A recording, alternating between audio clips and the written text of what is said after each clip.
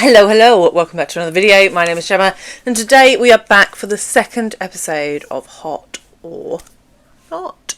If you are new here, Hot or Not is a brand new series where I talk about brand new books.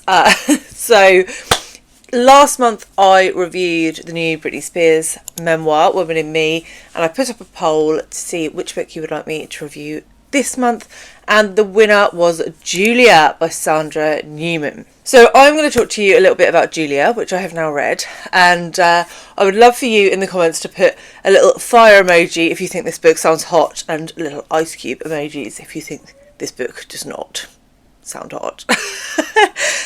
So what is Julia about? So Julia is a reimagining of Orwell's totalitarian world of 1984, but with a very marked difference. In Julia, we are getting the female perspective. Newman is showing us what she thinks life would have been like for women in general, but Julia in particular, who is a main character in 1984. This book very much follows the main plot points from 1984, but with some very significant differences in the things that happen to Julia that Winston never saw in the original. So there were a lot of things to like in this book. One of them was the way that feminism was depicted. So what Newman did that was really, really clever was she not only put us into this dystopian, very, very disturbing world that Orwell created and look at that through a female lens, but she also put herself into the mind of a woman in the 80s and what feminism meant in the 80s.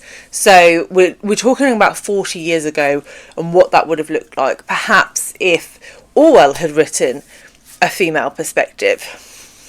I mean, it probably would have been quite different because he's a man, but you get what I'm trying to say. So Newman chucked Julia into this world, and as I said at the beginning, she very much follows the main plot beats throughout this. So I read 1984 immediately before, or reread 1984 immediately before reading this, because it had been a hot minute since I'd read 1984. But literally, dialogue is exactly the same. So all of the points at which Winston and Julia converge in the original, that still happens in Julia. And the conversations that they have with each other and with other members of the cast of characters, they all happen exactly the same. So the only thing that's different is what happens when Julia is away from Winston, and her thoughts are obviously then present where they weren't in the original. And it was just so well done. The periods of time between them, in 1984, you just assumed that the way Winston perceived Julia was correct. And then Sandra Newman just flips it completely on its head, and it's a completely different thing from Julia's perspective. And I absolutely loved that.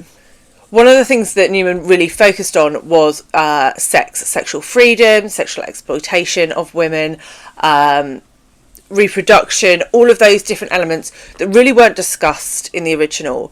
And she sort of built on this world and made it more terrifying in a lot of ways.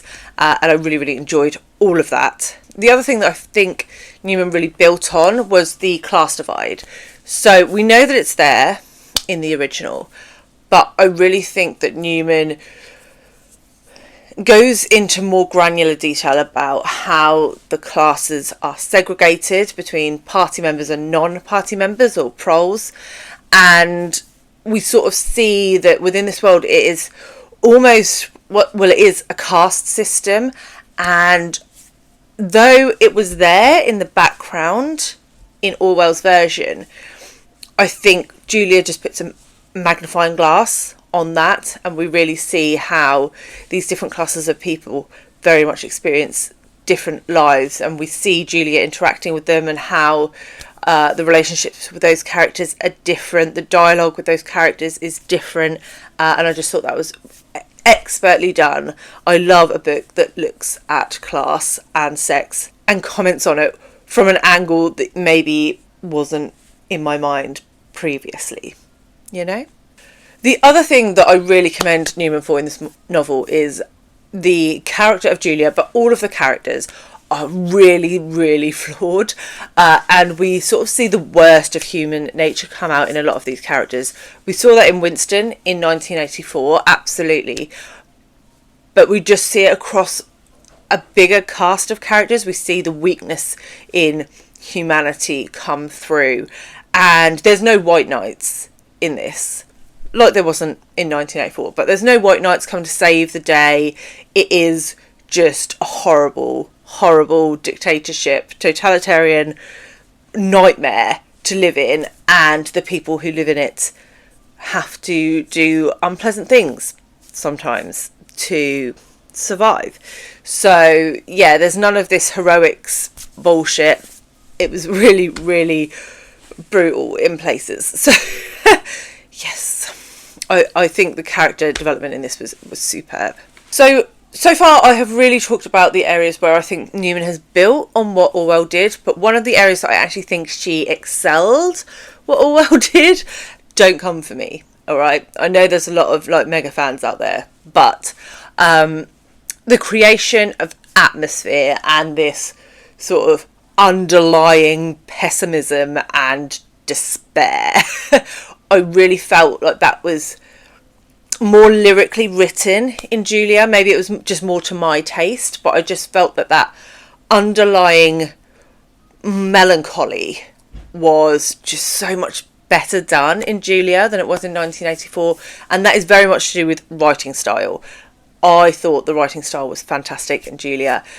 In 1984, I felt it was a little dry in places. Sorry. That said, I do think that the main criticism of this novel is going to be from diehard 1984 fans, right? So I think people who love that book, who have consumed it many times, possibly people who have studied it, will maybe take slight umbrage with some of the creative decisions that Sandra Newman made, particularly around the freedom to operate within this world. I think it was very, very restricted for Winston in his perspective, whereas perhaps not quite so restrictive in Julia's version of events. And so I think there will be some people that pick up on that and say, oh, well, it's not the same world. And it's like, well, it is and it isn't, because it's a retelling, right? it's not written by the same author, and it's not the same book. Otherwise, that would be really dull. So I do think there will be some criticism around that. But for me, I think it worked better. I think it added more colour, more flavour to the book. And yeah, I have no issues. So the only negatives for me of this book was I did think it was just a smidgen too long. I think maybe it could have been edited down sort of 40-50 pages and it just would have packed a little bit more of a punch, you know. So yeah, it was a smidgen on the long side for me. I also would have liked to see more sort of females supporting females in this book. There was a little bit of that, but I would have liked more of it. Women lifting other women up. Though we talked about the sort of the greyness of humanity, so I can understand why Newman made that decision, but just for me, just a tad more light than shade would have been nice. But really, that's me nitpicking, because this book was fantastic. I gave it 4.5 stars. I absolutely ate it up.